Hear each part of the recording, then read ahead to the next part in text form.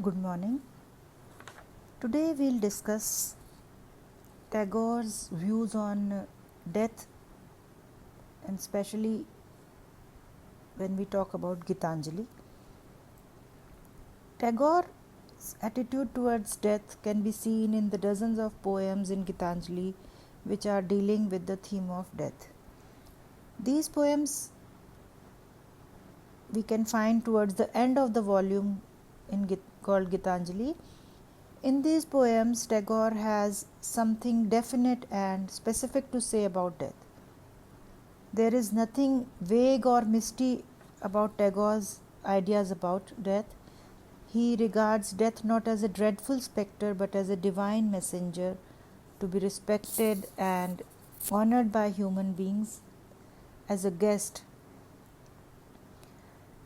Tagore expresses a most wholesome attitude towards death.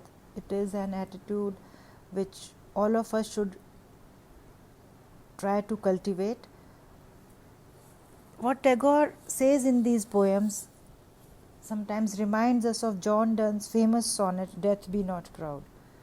However, there is a big difference between Donne's view of death and Tagore's. While Donne adopts a defiant and contemptuous attitude towards death and mocks at death, Tagore treats death with great respect and attributes a divine quality of it. For Tagore, death is like a respected guest. Tagore, in one of his poems, tells us that what we would offer to death when death comes and knocks at our door. He says that he would treat death as his guest and would place before that guest the full vessel of his life, means the deeds that he has done throughout his life. He further says that he would never let death go empty-handed from his house. He would place before death all the sweet wines of his autumn days and summer nights and all the earnings and gleanings of his busy life in this world. This is a very beautiful and moving poem in which Tagore says that he would place before death all that he would be having in his possession at the time when death would knock at his door. Therefore, we can see that Tagore would not feel unhappy or miserable at the imminence of death or when the death knocks at its door. Tagore finds or feels that death is the last fulfillment of life. He calls upon death to come and whisper to him. He says that he has been waiting for death day after day and that it was in anticipation of death that he had been enduring the joys and pangs of life. He further says that whatever he has got, whatever he is today, and all his love have always flowed secretly towards death. One final glance from death would mean that Tagore's life would become the sole property of death. Finally, he says that he would wait for death in the same way as a bride waits for the bridegroom, and he would then leave this world to meet God in the same way as the bride leaves her parental home to meet the bridegroom alone. Here we can see that Tagore has employed the biblical parallel of God as the bridegroom and the worshipper of God as the bride whom God would marry ultimately.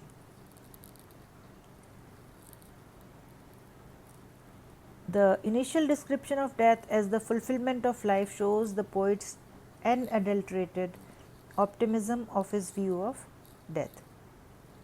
Then is the edifying effect of the thoughts of death. Tagore has said that the day would come when he would no longer be able to see this earth and when life would draw the last curtain over his eyes. The stars will continue to shine at night and the morning would rise as usual even after the poet has departed from the earth, means that nothing would change even after he leaves this place for his final journey. But now, when the poet thinks of death, he also sees the reality of this world, which is full of many treasures. he finds this world a marvelous place where even the humblest seat is wonderful and where even the meanest creature is splendid. He thinks that while talking about death, he dismisses the things which he had longed for but never got, and he also dismisses the things which he had actually been able to get. What he now wants is the capacity to value the things which he had always rejected or ignored previously. Now he would like to acquire the capacity to value spiritual values and not material possessions. Therefore, we find that the thought of death has a cleansing, purifying, and edifying effect upon the poet Tagore. Death as a summon from God. Tagore bids farewell to his friends and his neighbors because he is on the verge of making his exit from the world. The poet salutes his friends and neighbors and asks for their last kind words. He reminds them that they had all been his neighbors for a long time and says that he had received a lot from them than he had given them. Means he is so humble that he says to his neighbors that he has received much more love and affection from them than he had given them. He says the day has come when his existence on the earth is to end because the summon from God has come to him and he must depart now.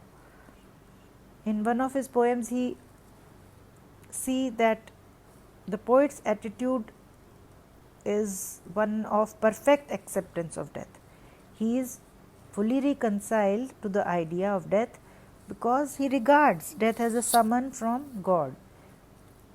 And equally important is the poet's humility towards his fellow human beings, to whom he says that he had received more kindness and affection from them than he had given them. This is a very pleasing poem in which he talks about the summon of death and which shows a very serene mood, and because of the poet's admirable attitude both towards death and towards those whom the poet would be leaving behind, it has a pleasing effect on the reader who reads the poem. Thank you. We will continue with the other half of this topic in our next lecture.